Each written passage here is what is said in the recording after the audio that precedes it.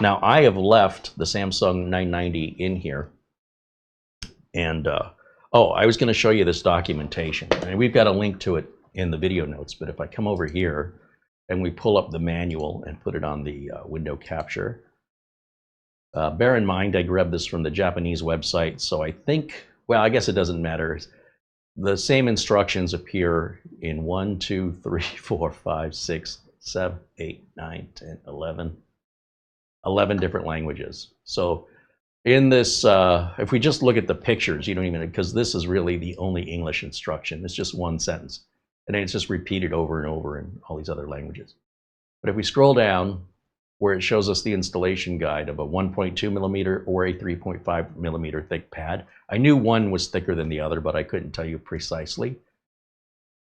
It shows the empty enclosure, and it shows the thermal pad going on the bottom of the circuit board of the empty enclosure so that it makes contact with the bottom of the SSD, not the top of it.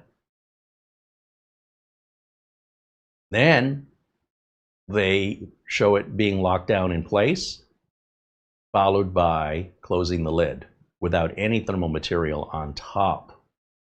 Okay, so that was clearly in the documentation, and that's why, you know, I'm traditionally used to the top of the heatsink, or rather the top heatsink having a thermal pad underneath of it. And Silverstone has found that at least with this enclosure, they're finding more heat coming off the bottom. So that's what their engineers have found.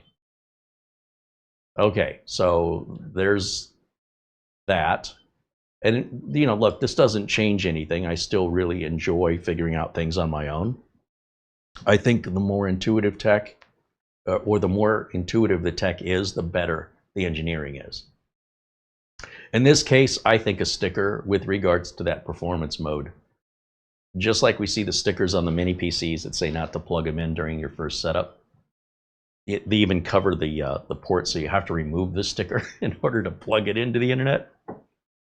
I think it would be a great idea for Silverstone to add that sticker, because the other thing is I'm looking at Amazon reviews of this product, and people are a little frustrated they're not getting the speeds, or they're stacking thermal pads on top of the SSD that they shouldn't be doing. And I will make a follow-up Amazon review, so any future buyers who read my review will know the thermal pad goes under, the SSD does not make contact with the lid, and to make sure and turn on performance mode. Now, talking about this performance mode, let me look at the links in today's video. Here, the very first link under the MS12-40G in today's notes shows a page to Microsoft. And it says Manage Default Media Removal Policy. Windows defines two main policies, quick removal and better performance, that control how the system interacts with external storage devices, such as USB thumb drives or Thunderbolt-enabled external drives. Beginning in Windows 10 version 1809, the default policy is quick removal. In earlier versions of Windows, the default policy was better performance, and that's why we would always emphasize using the safely remove option, you know, in your system tray before removing any flash drives. That's why we've changed that. Some people don't get it. Some people think that you're supposed to give the same advice for the rest of your life, and that if you change your advice, then you're fickle. No, we're changing our advice because the technology is changing, and we're just trying to keep up. This is called growth. This is called evolution of both the person and the technology. You can use the storage policy setting to change the manner in which Windows manages storage devices to better meet your needs. The policy settings have the following effects. The quick removal policy manages storage options in a manner that keeps the device ready to remove at any time. You can remove the device without using the safely remove hardware process. However, to do this, Windows cannot cache disk write operations, and this can degrade system performance. Bingo! And that's why you don't need to use safely remove anymore, because that's your default. Unless you change it, you're stuck on quick removal by default. To go and manually change it to better performance, that will manage storage operations in a manner that improves system performance. When this policy is in effect, Windows can cache write operations to the external device. However, you must use safely remove hardware process to remove the external drive. It protects the integrity of data on the device by making sure all cache item operations are finished. If you use the better performance policy, you must use, all right, that's basically the same thing here. If you select the better performance option, we recommend you also select enable write caching on the device. So there was some suggestion in the chat about enabling write caching. However, I don't believe that option becomes available unless you first turn on better performance. And I didn't see anybody recommending this in the chat. They might have, and I just didn't see it. But if I would have seen it, I would have recognized immediately. I would have been just like when Tony mentioned it to me. Oh, yeah. So basically, you're going to go into your disk management. You're going to find the drive, your flash drive or your NVMe drive. If you want to try this, you can always set it back if it doesn't make any difference. And all different drives behave differently with this. So I think most flash drives, it won't make a difference, but you could have a flash drive that it does, and it remembers it per drive. Okay, so you don't have to set it every single time. But when you right-click, go to Properties on your external drive, then you're going to go to the Policies tab. And you see here they're using something called a SanDisk Cruiser Glide, which is probably not going to see much benefit from performance mode because that's already a slow flash drive to begin with. But you'll see quick removal is the default, and then better performance, which enables write caching. So you see the write caching policy is grayed out. When we select that bottom option for better performance, then these checkboxes will turn on. That's all we should have to do. So let's do it live, and let's see if the theory is correct here, because like I said, for me, it's a big deja vu. I already knew this. All right, so I've got everything unplugged, but more or less left exactly as I left it yesterday. I haven't tried this off camera. We're going to do it live and see what happens. And then if we do have a solution here, I'll follow up with a public video on it, because I owe Silverstone that, as well as the viewers, to understand when things are my mistake or my misunderstanding. No differently than with my clients. If I screw up with a client, I own it and I fix it. It's already inconvenient to the client. But because these are live and unscripted, you get what you get. Some shows are going to be better than others. Some equipment I'm more familiar with than others. And depending on my frequency of using some equipment, some things are right there, like networking answers. I can answer those usually quite fast because I'm doing that all the time. Stuff like this, the last time I changed that mode was in that video a couple of years ago, and I've never done it since. Then that's why. It's just not enough repetition.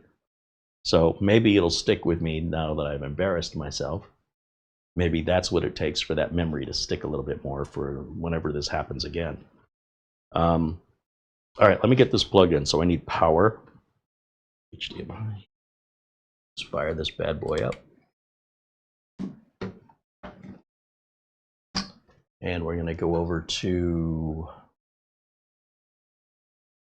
let's go to this input here. Let's make sure this boot's okay. And, well, that's booting. All right, let's go back to original testing, right? So we're back with our Samsung 970 EVO USB 4 cable. We're going to plug into the Thunderbolt port, which should also be USB 4. Let's plug that bad boy in right there. Blue light blinks. Again, I would appreciate a power button like the, what was this called? The MS16 as the power button. It just gives me a little more confidence that we're cutting power before I'm plugging an NVMe drive. But, Tony was open to my feedback and understood. So that's all I can ask, right? I'm not telling him what to do. I'm just making some suggestions and letting him know how I think the product could be more valuable. Now, let's go back over to the desktop, and I'll put camera 1 in a corner here. That's probably good enough. And then, yeah, there's my mouse. Okay, so Crystal Disk Mark. And select drive. Oh, wait a minute, it's not appearing as it should be drive F, isn't it? Yeah, these are all local disks. So I think it's me not plugging a cable in all the way. Let's see. That's better. Okay, there's volume F. And gotta use the right mouse. Let's close this out and reload it again.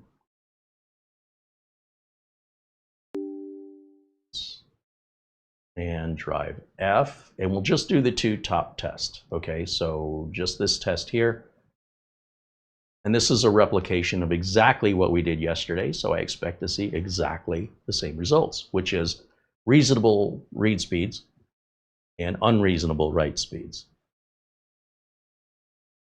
Now, this is running at about half speed.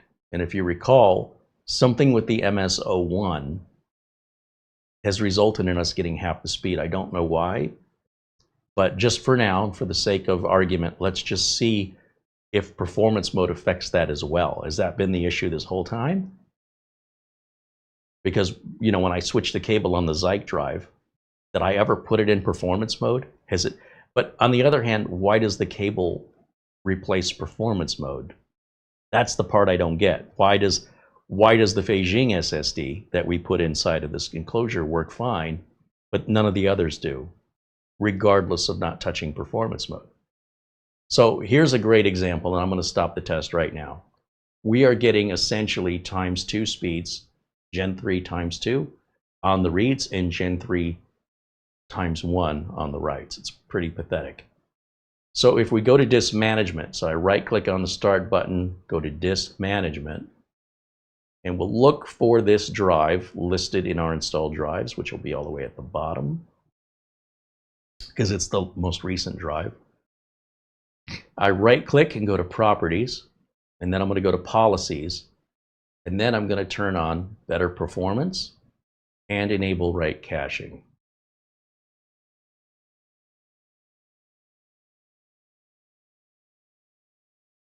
This separate checkbox here is interesting because what this is saying is this is going to flush any buffers, meaning it's going to empty the cache onto the drive after the copy says it's complete. But if you turn this off, then what'll happen is it will, if you eject the drive in the middle of a write, it will not complete the cache flush if you interrupt it. So here, if we turn this off, what it's saying is you definitely want to be cautious of a power failure. So we probably don't need that checked, but for the sake of testing, I'm going to turn that on. And it's only affecting the drive that I've selected here, the drive F. Right down there, the 2 terabyte Samsung 970 EVO.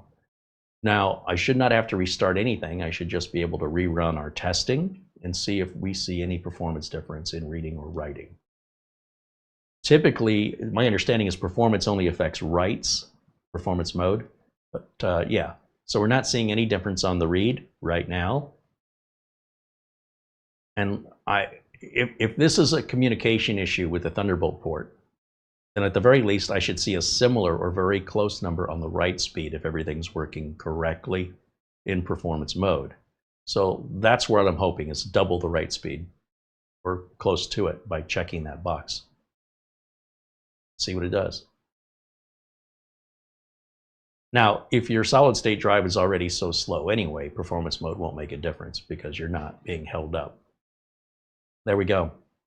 So this issue of getting half the speed is the communication issue we have on the MS01 with the Thunderbolt port.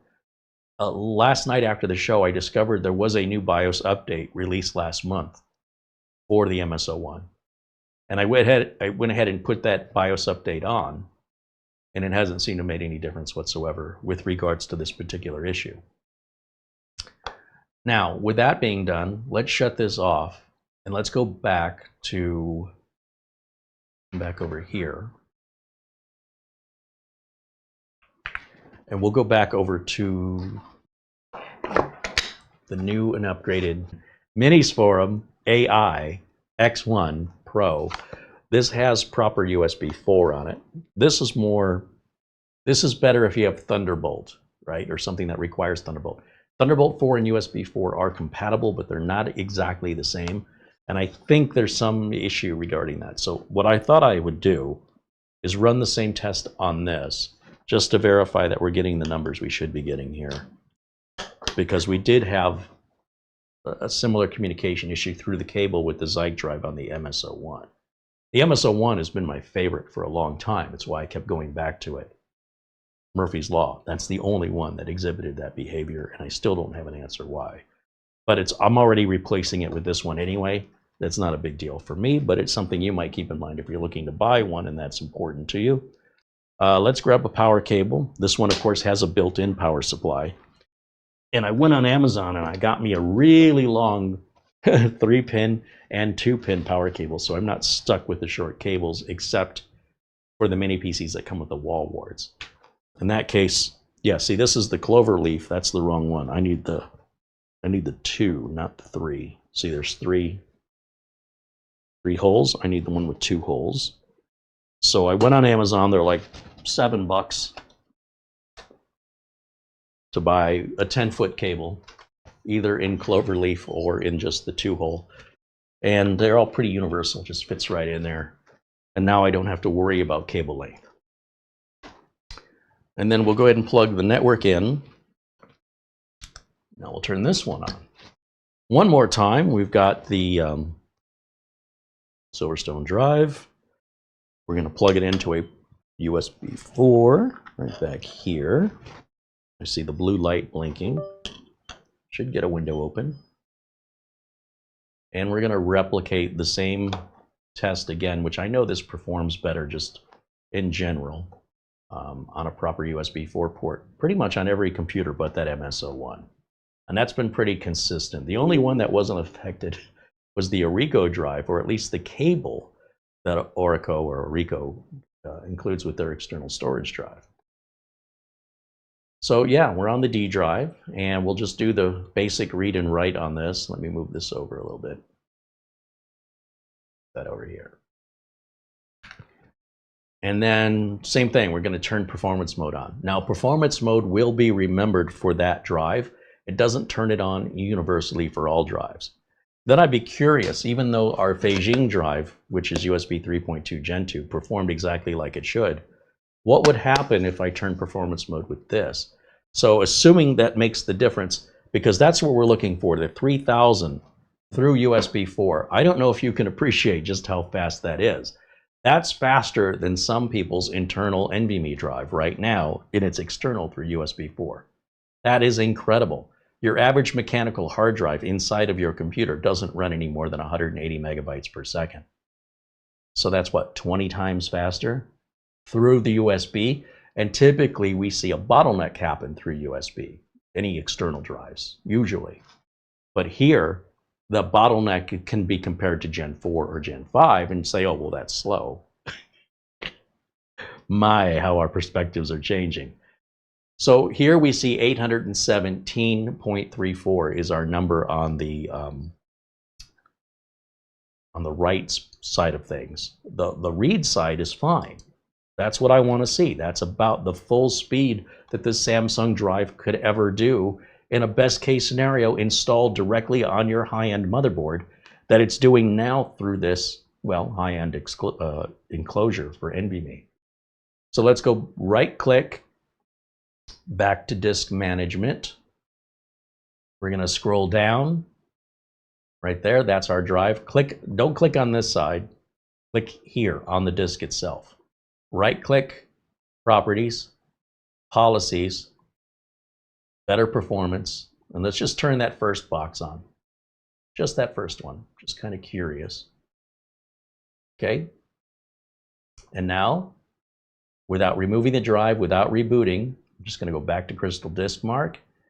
Remember those numbers, 3375 and 817. And let's see if that makes a performance difference. I think that's been the problem the whole time. Very embarrassing, because again, I've already been through this learning exercise. I've already learned this. Apparently, the universe decided it was time for a reminder. Well, maybe if it's a time for reminder for me, it's a time for reminder for you too. That's the best excuse I got. All right, here we go. Just finishing up our reads at 3375. They're pretty consistent. Our writes before were at 817. What are our writes now? Read me my writes. 1795. So that's still quite slow for a Samsung. I expected it to be better than that. But at 1795, that's twice, more than twice what we were getting. So let's let this test finish because it's almost done. And let's go check that other box and run it again. So we'll come back to our start menu with the right mouse in my hand this time. Right click, disk management. Right click on disk 1, properties, policies. Now let's check the other box. Click OK. Close the box. Run it again. So we're at 1795 before. Will this make any difference? I honestly have no idea. Maybe it will. Were those numbers related to heat? This thing is getting warm. I mean, we're 33, it's pretty consistent. It doesn't seem to be affected by heat. So normally if the drive gets hot, you're gonna see a deep, deep drop in reads and write cycles, not just the write cycles. However, doing that intense read could heat the drive up so that when we immediately then go to the write, it may then be affected by the heat that happened on the read. But it doesn't feel like it's getting that hot to me. It's warm, but I've felt some of these where they're super, super hot. So again, it didn't really seem to make much difference, but it adds a lot of risk by turning that second checkbox on. If it made a big difference, it might be worth the risk, but yeah, you don't really need it. It's made a slight performance difference. So if you're curious just about the heat, yes, we can run some software like the Samsung Magician will tell us what the temperature of the drive is. We did install that, didn't we? This should tell us, oh, it's not seeing it now. It sees our internal drive, but it does not see the external drive. That's interesting. Okay. I was surprised when it saw it before, and now it's not seeing it. I'm not quite sure what's up with that.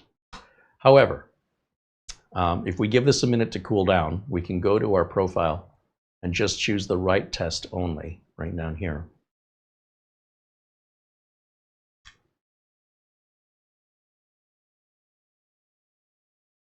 And if it were a heat-related issue, it would just get worse and worse. Like it wouldn't just get to a slow point and stay there. If it kept getting hotter, it would keep getting slower. But for that, we'll give it a couple minutes. Well, I kind of feel like that's long enough. Let's just do it. Let's just get her done. I got a feeling it's not going to change anything. 1700 is probably what we're going to see. I just don't know why that's so low. That's baffling to me. I mean, 18 is a lot better. 19 is better.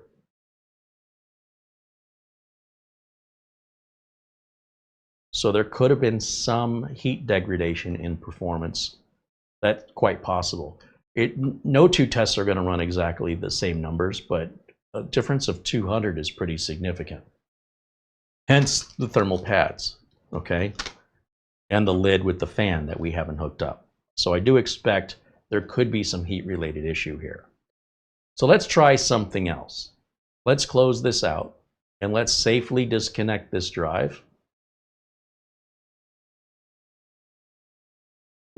I don't know what the read and write performance of a 970 Evo are. Let's see, 970, oops. 970 Evo Plus Max Read Write. Yeah, see the write speed should be just a little bit slower than the read. It'll do a max 3500. We were darn near close to that. But we're still pretty far away on the writing side of things. That's the part that's got me puzzled. But, It's so much better than it was. So I'm still a little confused. So let me close that out. Let me disconnect this. And let's take this 970 out. Yeah, I see that there is no thermal pad here by default. So let's just throw a thermal, I mean, there should be one down there in my opinion.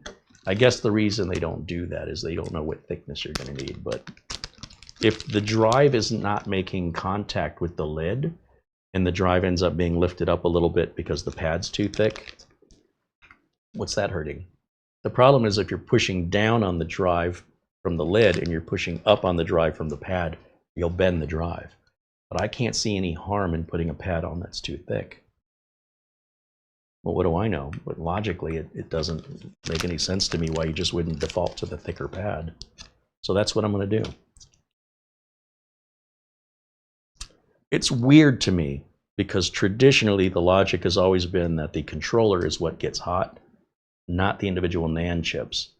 So to go to the bottom, to go underneath of them to cool them, it's very foreign to me. So I want to make sure that when I place the thermal tape on this enclosure, that I want to get close to the connector because that'll be directly underneath the controller. And that has always, again, traditionally been the area we're worried about. And then the other thing that I want to do is I want to grab the Samsung 990. What is this? That's a 970 Evo. Here's the 990, which is Gen 4, just out of curiosity, just to see how its performance may be affected by changing that setting in Windows. I wish that wasn't so hidden. All right, that's that easy to put on. And then again, just to give it the benefit of cooling, let's throw the lid on there with the fan hooked back up. See if that may be making a difference as well, because you know, the faster you go, the hotter it's going to get.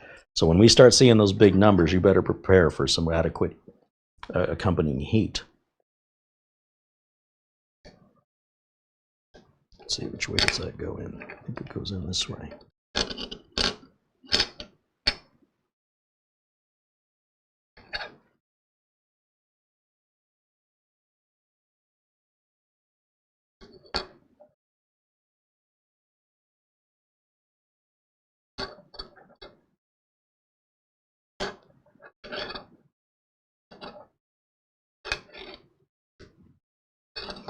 Wish this cable were a bit longer.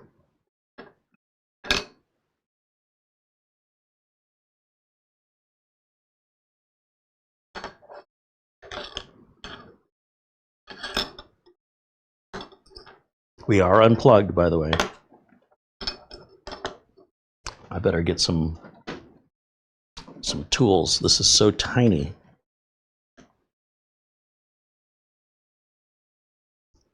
I think it goes in. Is it this way?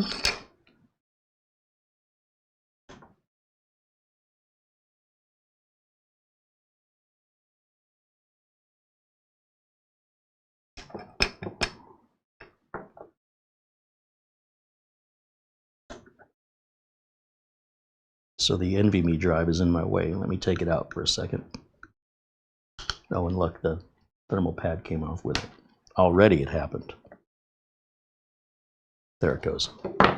Now I don't have to screw this down, but we'll definitely want to close the lid, and that way we'll force the air with the fan to move over the drive and not escape out the lid. It doesn't have to be airtight anyway. The screws are mostly there to keep things secure from falling out. So for our testing purposes, and then again, if I want to coil this cable up a little bit, that'll help with the slack, like that. And you see it keeps the cable away from the NVMe drive when I close the lid. And I suppose that's why they don't give you a longer cable. Let's just do it like that, and then we'll plug it back in over here. And with the 990, which is Gen 4, once again, we're going to go back to camera. Well, let's minimize this camera into the corner. And we're off to a good start since it's already opened a folder here which detects the drive we just plugged in. And we'll go to Close that out. I'm going to go to Crystal Disk Mark Portable. 64.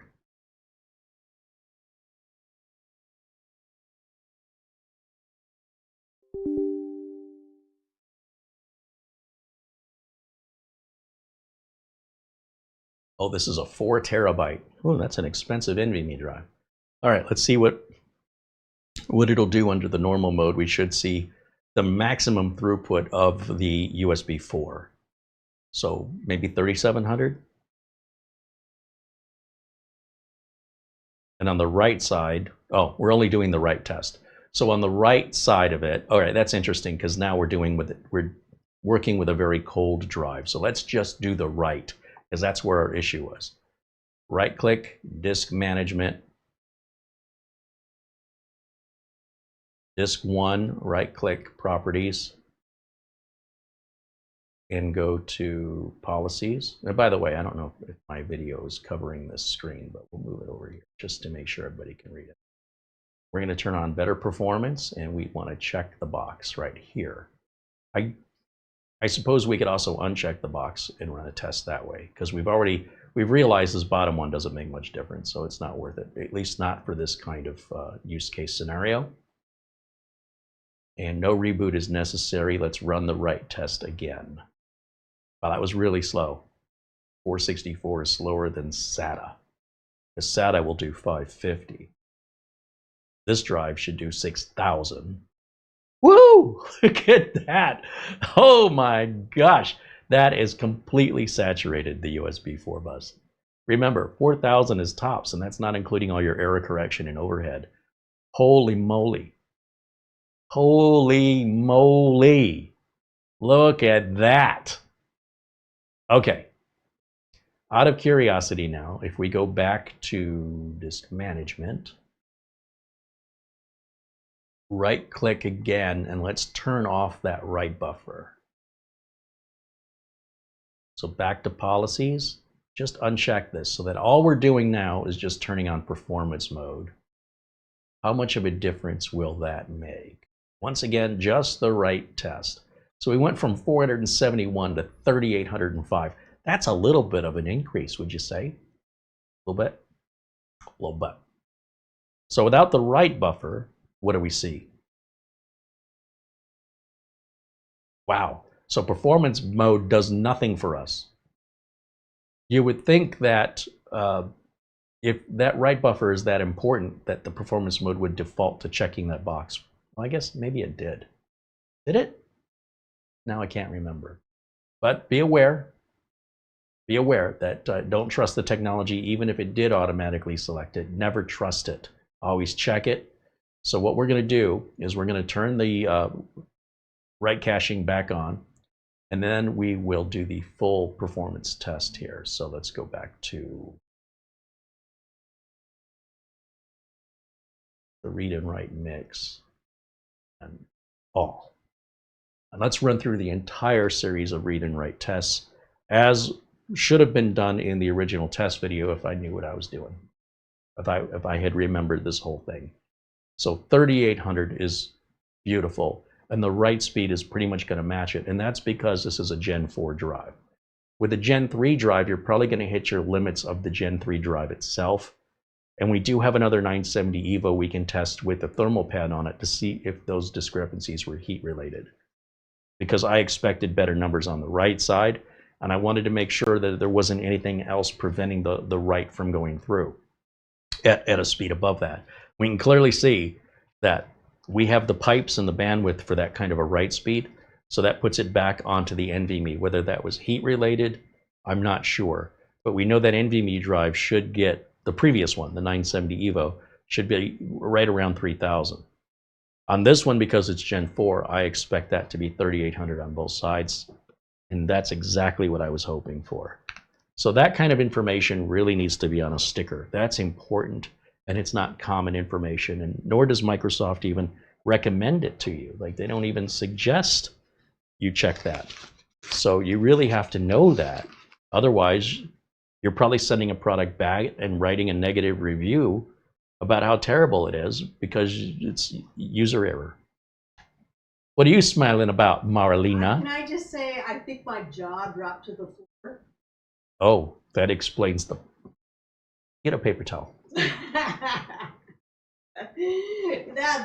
Wow. Holy moly. Well, I mean, we saw similar numbers with the Zike and on the ORICO as well. We did, but just making that change. Just making that change. But like I said, for most flash drives, they're already so slow that change doesn't make your flash drive any faster. Right. I was trying to think, if we titled a video showcasing this, what would we call it? If I said how to make your USB port faster, it's kind of misleading, but it's kind of true. Or how to make your flash drive faster, which kind of is true if you have this kind of an external drive. Right. Maybe rephrase it, make your external drives faster, or how to get more performance out of your external drive. But if it's a mechanical drive, again, it's already so slow, this isn't going to benefit you. Right. So I'm not sure how to phrase that, but it's much more clickbaity and still honest, really. Still direct. There's our right, 3797 on the right, 3821. Yeah. So there's a difference of, wait, 3807, the right's still happening. The right is darn near matching the read on the 990, but that's because the 990 can do 7,300. So it's nothing for the 990. You've got to have an enclosure that can do the speed. You've got to have an NVMe that can do the speed. You've got to have a USB4 cable that can do the speed. You've got to have a computer with USB4 that can do the speed. And you've got to have the settings set correctly to get the speed. All of these things must match. So with the Feijing that did as well as it did, will that make any difference to that? Well, that's a great question. Before I get to the Feijing, though, I want to try the other 970 Evo and see if it's also consistent, because I expect to see up close to 3,000 on those writes as well. You should not have to buy a Gen 4 drive. You should be getting everything a Gen 3 drive can do. And the 970 Evo is a high-performing Gen 3. I don't expect it to perform that low. Now, the drives they're including in these units, like the Crucials, those are 5,000s. Those are midline Gen 4s. Even those, I think, would be overkill for this device. Only that Gen 4 costs more. You could pick up a high-performance Gen 3 that's going to do basically what the USB4 port can put through, unless there's a Gen 4 drive on sale. But as you can clearly see, it doesn't have any problem with Gen 4.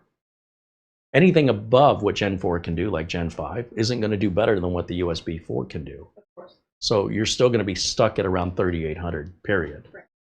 So why spend money on a Gen 5 unless you just had it laying around and you wanted to use it? In theory, you could.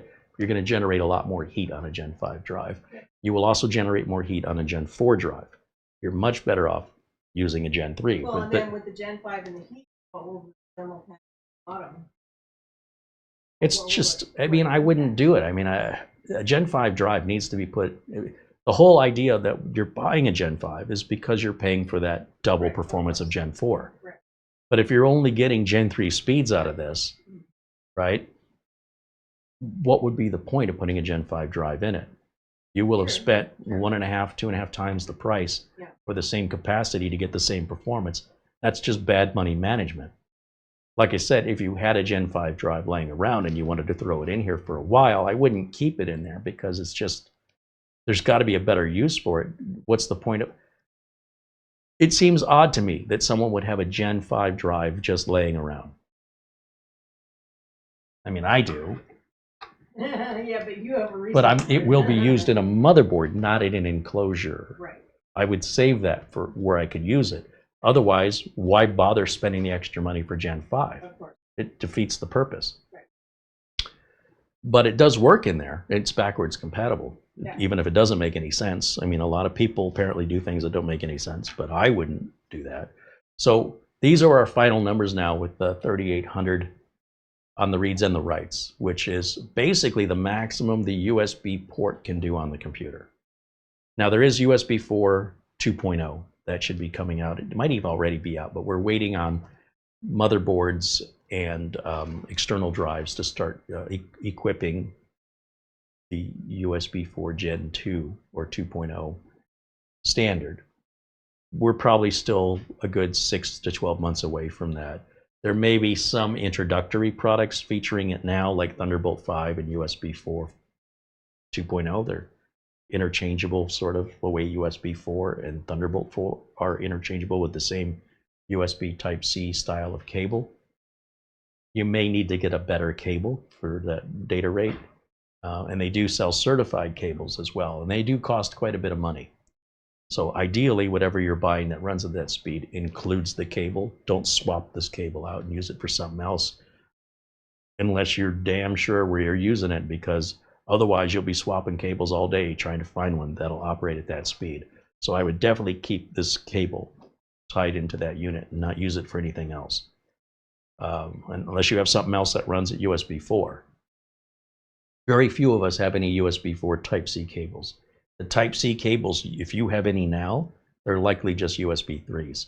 They're not the same on the inside. The USB 3 Type-C cable will not allow those speeds. Let's do one more test here. We're going to take the 990 Pro out, which is now working exactly like it should. And our thermal pad needs to get put back on the circuit board. Definitely a lesson for me on that, because that goes against all the standards we've been following since day one. Let's grab the other 970 Evo. I think it's this one here. We'll pop that bad boy in there and throw the lid on it just to see if there's any heat related issue. And then we'll go back over here, we'll plug this in back to our USB 4 port. I do expect to see very similar reads and writes on these high performing Gen 3 drives. It shouldn't be 1,000 megabytes difference, maybe 200 at most on like the Samsung here. So that's what I'm expecting, but let's see what I get. It's two different things. So let's go back over to, well, I guess just minimize camera 1 in the corner as always. And then full screen over here for me. Let's close that. And immediately I'm going to make the change in disk management. So we'll go to disk management first and foremost. And remember, it will remember the setting if we use the same drive again. So it's not like every time you plug it in, you have to do this. Properties, policies. Oh, see, it's remembering this one. Let's turn that off and then click OK. And let's do the write test first while the drive is cold. I mean, we know this drive is cold. And if that performs well, we'll do the full test. But now I'm really curious how this is going to work.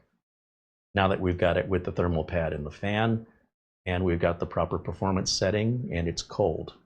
All these things combined should give us the best number possible that this drive can do in this enclosure, and I expect it to be 3,000 or pretty dang close. Dang, that's my combination of damn and dang. Look at the difference, 3,200. Okay, let's stop this test right now. Let's change our profile back to the full test, and let's run the full test on that, because that's what I wanted to see. So then it probably was heat related, if that's the case. Or it could be the drive, but it shouldn't be. I don't see anything that would indicate there's any issues with the drive. But you see the read and write should be pretty darn near similar, but still slower than Gen 4, but not enough faster on Gen 4 to justify the price. Unless, of course, you know, especially as this video ages, the Gen 4 drives start to become less expensive because they're mass produced and they stop making the Gen 3s. And because they stop making them, the price goes up, because now it's a supply and demand issue where the manufacturers aren't selling enough Gen 3s to continue manufacturing them, but anybody who insists on getting a Gen 3 will have fewer to pick from and therefore raise the price up higher for those individuals, making it cheaper to get the Gen 4. That day is coming, and the same will happen with Gen 5 and Gen 6 and Gen 7. Just look in the history books of, you know, trying to buy a motherboard from 3 years ago. Any motherboard made by any manufacturer that's 3 years old, try and find one new today, and the price, if you can find one, will be double or triple retail price. Why? Supply and demand. But it's older and obsolete. Yeah, but you want it, and there's not many to pick from. Whether or not it's old or obsolete has nothing to do with how many are available. The fewer that are available, the more they're worth to somebody. There's 2 points of view on that. Why would I get something old that costs me more money than something new that'll have a warranty and run faster? Because you might be in a position where you absolutely have to have it for some use case scenario. You know, in business, we see computers that are running robotic equipment that still run Windows XP, and we have to keep putting old hardware in it because that's cheaper than paying a developer to come out and reprogram the hardware to operate the robotics. And it's not on the internet, so who cares? But getting those parts can be expensive. But by comparison of replacing and recoding the entire software, it's cheap. And it's faster. Get it up and running right now, which is also adding to expense overall. So there's enough of that scalpers, if you want to call them scalpers, will raise that price. And if you think it's too expensive, they don't care. They just have to wait long enough. They just need one buyer. That's better. Right. Yes.